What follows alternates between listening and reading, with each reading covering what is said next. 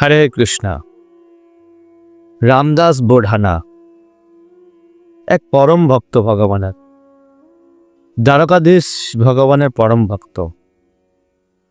তো প্রত্যেক একাদশী তিথিতে এই রামদাস বোঢানা আসতেন। দ্বারকা থেকে প্রায় 5-6 ঘন্টার রাস্তা, আহমেদাবাদের পাশে একটি গ্রাম। সে গ্রাম থেকে রামদাস বোঢানা আসতেন দ্বারকাতে, দ্বারকাধীশকে দর্শন করতে। দ্বারকাধীশের মহান প্রেমী ভক্ত এবং বিশেষ তিথিতে আসতেন। বিশেষ তিথি বলতে একাদশী তিথি। একাদশী তিথিতে আসা চাই রামদাস বোঢানার। তো দ্বারকা থেকে প্রায় 5-6 ঘন্টা পায়ে হেঁটে রাস্তা।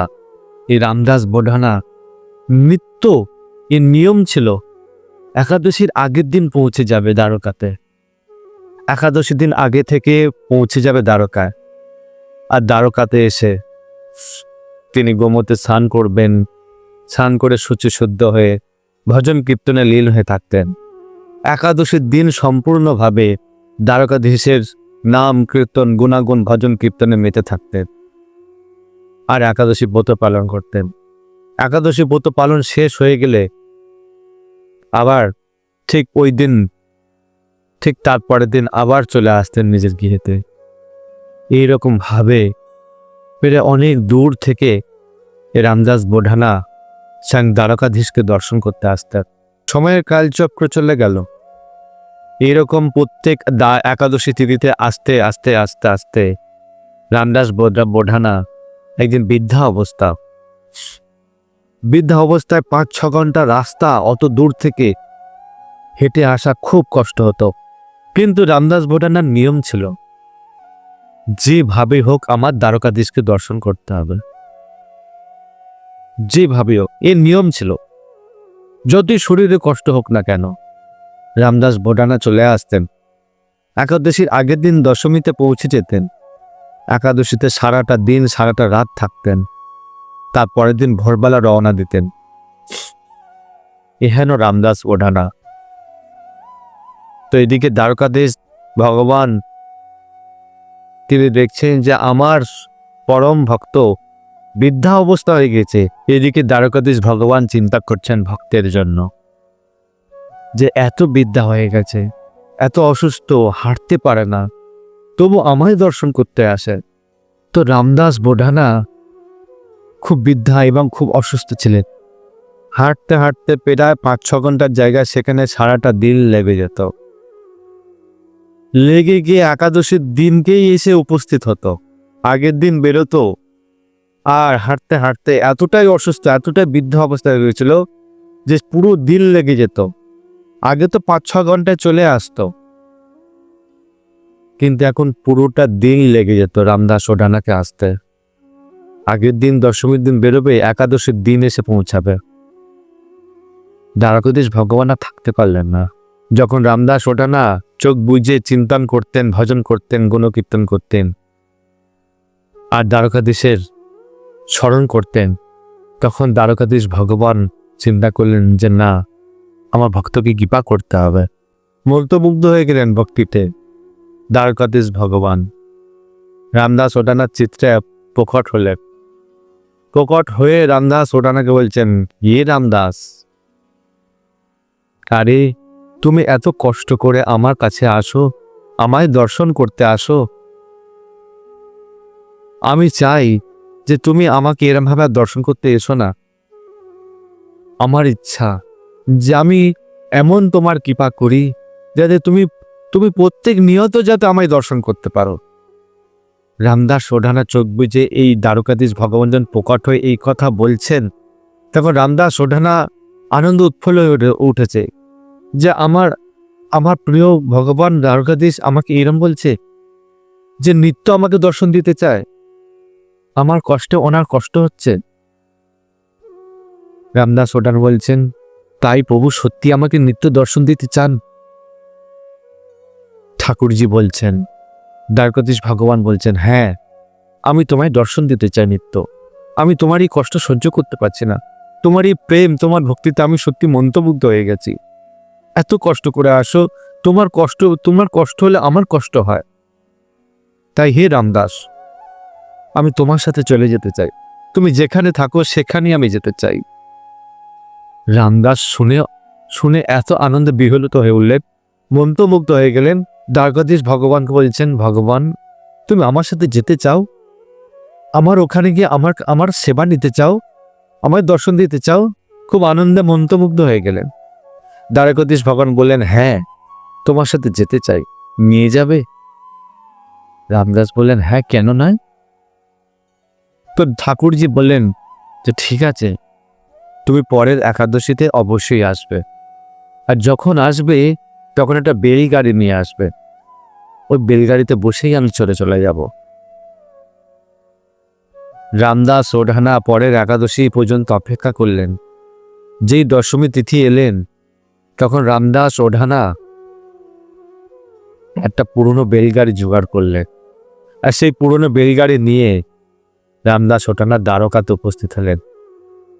দ্বারকাধীশ মন্দিরে সারাটা দিন ভজন কীর্তন গুণগান করতে থাকলেন, খুব আনন্দ করতে থাকলেন। রাত্রি জাগরণ করেন না, রাত্রি তো শয়ন করেন না।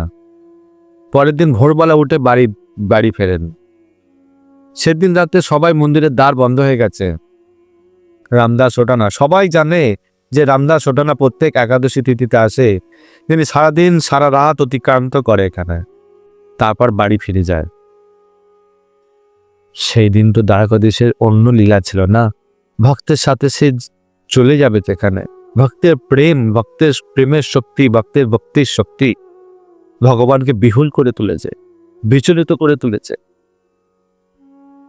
যখন মন্দির বন্ধ হলো তখন দ্বারকাধীশ ভগবান বললেন, রামদাস তোমার বেলগাড়ি নিয়ে আসো, প্রস্তুত হয়ে যাও, এখনই আমরা পদার্পণ করব। রামদাস বললেন, ঠাকুর তুমি আমার সাথে যদি চলে যাও তাহলে দ্বারকার কি হবে? দ্বারকাধীশ ভগবান বললেন, রামদাস তুমি চিন্তা করো না, তুমি শুধু নিয়ে চলো আমায়। পুরনো বেলগাড়ি, ভাঙাচোরা বেলগাড়ি। ঠাকুরজি দেখছে যে আহা, আমার ভক্ত বেলগাড়ি জোগাড় করেছে তো বটে, কিন্তু বেলগাড়ি ভাঙাচোরা মতন আছে। ঠাকুরজি বললেন, রামদাসকে বললেন, রামদাস নাও তুমি বেলগাড়িতে বসো, আমি বেলগাড়ি চালিয়ে নিয়ে যাব।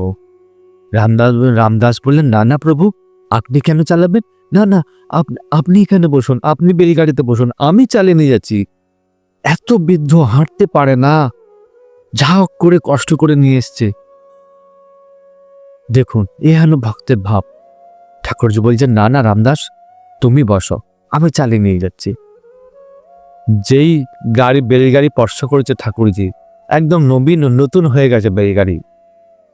রামদাসকে বসালেন আর ঠাকুরজি স্বয়ং চালিয়ে নিয়ে যেতে থাকলেন। সারাটা রাত্রি চালাতে থাকলেন।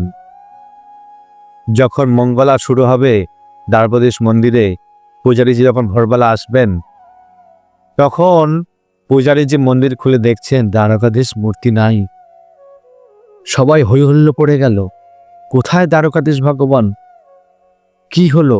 সবাই যখন খুব খোঁজাখুঁজি করছে তখন সে পূজারীদের মধ্যে একজন বলে উঠলেন, আরে রামদাস তো প্রত্যেক একাদশী তিথিতে আসে, আজ তো দ্বাদশী তিথি, আর দ্বাদশীতে দ্বারকাধীশ ভগবানকে পাওয়া যাচ্ছে না কোথাও। তাহলে কি রামদাস ওঢানার কাজেই? নিশ্চয়ই দ্বারকাধীশ ভগবানকে নিশ্চয়ই চুরি করেছে, কারণ একমাত্র ওই তো রাত্রি জাগরণ করে মন্দিরে। সবাই বলেন, হ্যাঁ ঠিক বলেছ, রামদাস ওঢানা প্রত্যেক একাদশীতে আসেন এবং রাত্রি জাগরণ করেন, তারপর ভোরবেলা বেরিয়ে যান। চলো আমরা রামদাস ওঝানিকে ধরব, ওই হচ্ছে দ্বারকাধীশ ভগবানকে চুরি করে নিয়ে গেছে, ওর তো উচিত শাস্তি হবে। সবাই গ্রামের লোক, দ্বারকাধীশ সমস্ত পূজারী পান্ডারা সব ছুটে চললেন যে রাস্তা দিয়ে রামদাস ওঢানা আসতেন। ব্যাস সব সৈন্য সামন্ত সবকিছু নিয়ে ছুটলেন রামদাস ওঢানাকে ধরবে বলে। এদিকে দ্বারকাধীশ ভগবান তিনি জানতে পারলেন যে সমস্ত সৈন্যবল, সমস্ত পূজারীগণ পান্ডাদের নিয়ে সব আসছে, রামদাস ওঢানাকে যদি ধরে তাহলে আরো বিপদ হবে। দ্বারকাধীশ ভগবান রামদাস ওঢানাকে বললেন, রামদাস এক কাজ করো, যখন মঙ্গলা হবে সবাই মঙ্গলা আমার দর্শন না করতে পারে, সবাই খোঁজাখুঁজি করবে, তোমার উপর সন্দেহ আসবে। এক কাজ করো, ওই যে সরোবর দেখতে পাচ্ছ, ওই সরোবরের জলেতে আমাকে ডুবিয়ে রেখে দাও, লুকিয়ে রেখে দাও, যাতে ওরা এসে যদি দেখে তোমার কাছে দ্বারকাধীশ নেই, তখন তোমায় কিছু বলবে না, ছেড়ে দেবে। রামদাস বলছেন তাই? সত্যি আমরা খুঁজতে আসবে আমাকে? ঠাকুরজি বলেন, হ্যাঁ, তুমি এখনই আমাকে ওখানে লুকিয়ে রাখো। তাড়াতাড়ি রামদাস সেই দ্বারকাধীশ বিগ্রহকে নিয়ে ঠাকুরজিকে নিয়ে এসে সরোবরের জলের তলায় লুকিয়ে রাখলেন। ঠিক তার মুহূর্তেই সমস্ত সৈন্য সামন্ত নিয়ে দ্বারকাধীশ, যত সমস্ত পূজারী পাণ্ডারগণ এসেছেন, সবাই উপস্থিত। রামদাস ওঠানাকে বলছেন, রামদাস বলো, দ্বারকাধীশ ভগবান কোথায়? কোথায়? কারণ আজকের ভোরবেলা থেকে দ্বারকাধীশ ভগবানকে পাওয়া যাচ্ছে না কোথাও। তুমি প্রত্যেক একাদশীতে আসো, রাত্রি জাগরণ করো, আর এই দিন রাত্রে কেউ ছিল না মন্দিরে, তুমিই একা ছিলে, তাহলে তুমি চুরি করেছো দ্বারকাধীশ ভগবানকে। এই কথা বলতে বলতে রামদাস ওঠানা কি বলবে, কিছু না, মুখ থেকে কোনো শব্দ বের করতে না করতেই সমস্ত সৈন্যরা, সমস্ত পূজারীরা সে রামদাস ওঠানাকে খুব নির্যাতন করতে থাকলেন, খুব চাবুক দিয়ে আঘাত করতে থাকলেন, খুব চাবুক দিয়ে, এত চাবুক দিয়ে বেত্রাঘাত করছে। জলের তলায় ঠাকুরজি ভগবান আর থাকতে পারছেন না, আর থাকতে পারছেন না।